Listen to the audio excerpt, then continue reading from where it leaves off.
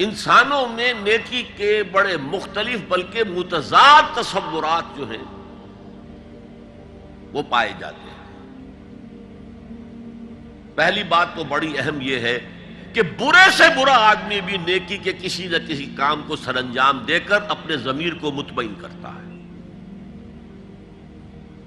میں ڈاکہ تو ڈالتا ہوں لیکن بیواؤں اور غریبوں کی مدد بھی تو کرتا ہوں اپنے علاقے کے۔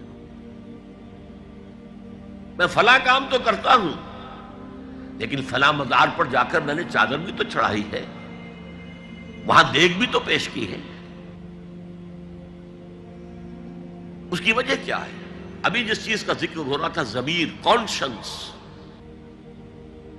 یہ انسان کی باطنی شخصیت کا ایک بہت اہم جز ہے۔ ضمیر کا لفظ اس معنی میں قرآن میں نہیں آیا، لیکن قرآنی اصطلاح ہے نفس لوامہ، وہ نفس جو اندر سے ملامت کرتا ہے۔ دیکھو تم نے جھوٹ بولا، تمہیں جھوٹ نہیں بولنا چاہیے تھا۔ کسی اور نے ملامت کی یا نہیں کی، تمہارے اندر کوئی شے ہے جو ملامت کر رہی ہے۔ دیکھو تم نے فلاں شخص کا دل توڑ دیا، یہ اچھا کام نہیں کیا۔ یہ ہے لوامہ جس کی قسم کھائی گئی، لا اقسم بیوم القیامت ولا اقسم بالنفس اللوامہ۔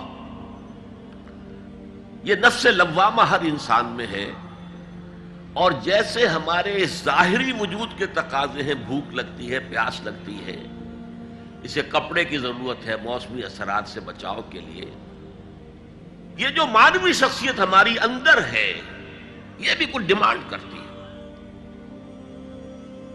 اور انسان اپنے آپ کو مطمئن کرتا ہے، ریشنلائز کرتا ہے۔ ٹھیک ہے، یہ تو خرابیاں ہیں، لیکن میں نے یہ کام بھی تو آخر کیے ہیں نا۔ یہ انسان کی ایک لازمی ضرورت ہے، اپنے ضمیر کو مطمئن کرنا۔ اب دیکھیے ہمارے ہاں کے مختلف طبقات میں مختلف تصورات ہیں نیکی کے جو رائج ہیں۔ ہمارے ہاں ایک مذہبی طبقہ ہے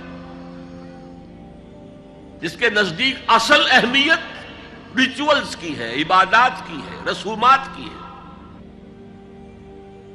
معاملات میں وہ دھوکہ دے رہے ہیں، سودا کر کے پھر گئے، ان کے دلوں میں نرمی نہیں ہے، سائلوں کو دھتکارتے ہیں، لیکن ایک اعتبار سے بہت نیک ہے، سودی کاروبار کرتے ہیں۔ ٹھیک ہے بھائی، میں سودی کاروبار تو کرتا ہوں، میں نے مسجد میں تو بنوائی ہے، میں نے مسجد میں جھاڑ بھی تو لگوا دیا ہے، میں نے مسجد میں قالین بھی تو بچھوایا ہے۔ تو نیکی کا ایک تصور یہ ہے ہمارے یہاں۔ اس کے بالکل برعکس ایک تصور ہے جدید تعلیم یافتہ طبقات کا تصور۔ آپ نے بارہا سنا ہوگا گفتگو، بھائی اصل نیکی یہ ہے کہ کوئی کسی کو دھوکہ نہ دے، جھوٹ نہ بولے، وعدہ پورا کرے، اپنا فرض صحیح طور سے ادا کرے، کہیں ملازم ہے تو اپنے فرائض صحیح طور سے ادا کرے۔ باقی رہ گئی نماز روزہ، یہ تو انفرادی باتیں ہیں، یہ کوئی کرتا ہے تو اپنے لیے، نہیں کرتا ہے تو کوئی بات نہیں۔ یہ دونوں ایک دوسرے کے بالکل برعکس تصورات ہیں، اور یہ ہمارے معاشرے میں جدید تعلیم یافتہ طبقات کا تصور نیکی اور ہمارے قدیم علماء اور ان کے زیر اثر جو عوام ہیں ان کے تصور نیکی میں یہ زمین و آسمان کا فرق ہے۔ آپ کو معلوم ہے کہ اپنی جسم فروش عورتیں جو ہیں وہ بھی نیکی کا کوئی نہ کوئی کام کرتی ہیں۔ آپ دیکھیں گے محرم میں سیاہ کپڑے پہن کے جلوس کے آگے آگے جا رہی ہیں، سبیلیں لگا رہی ہیں،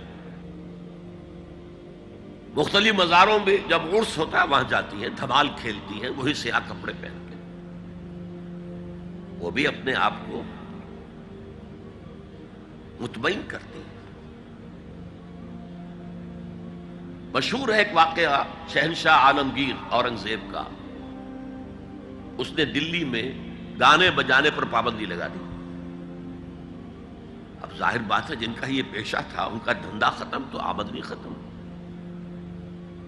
لاکھ کوششیں کی لیکن اورنگزیب ٹس سے بس نہیں ہوا۔ پھر انہوں نے ایک عجیب ترکیب کی،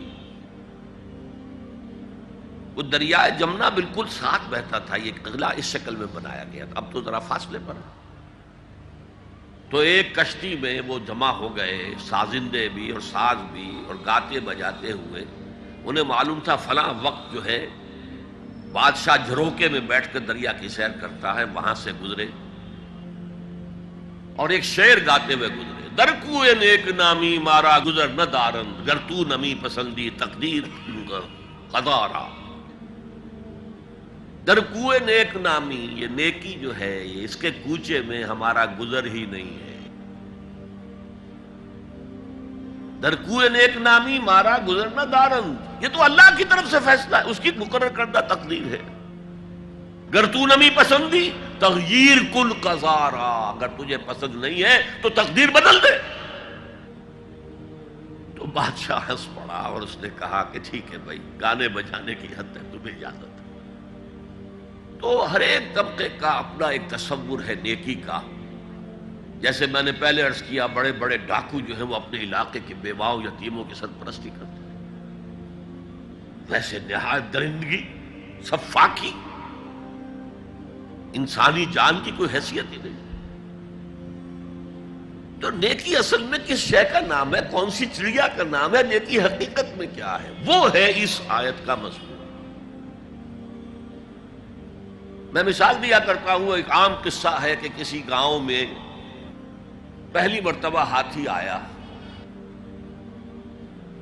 اب وہاں نابینا لوگ جو تھے انہیں بھی پتہ چلا ایک عجیب جانور آیا ہے. وہ آئے اور کسی نے اس کی ٹانگ کو ٹٹولا.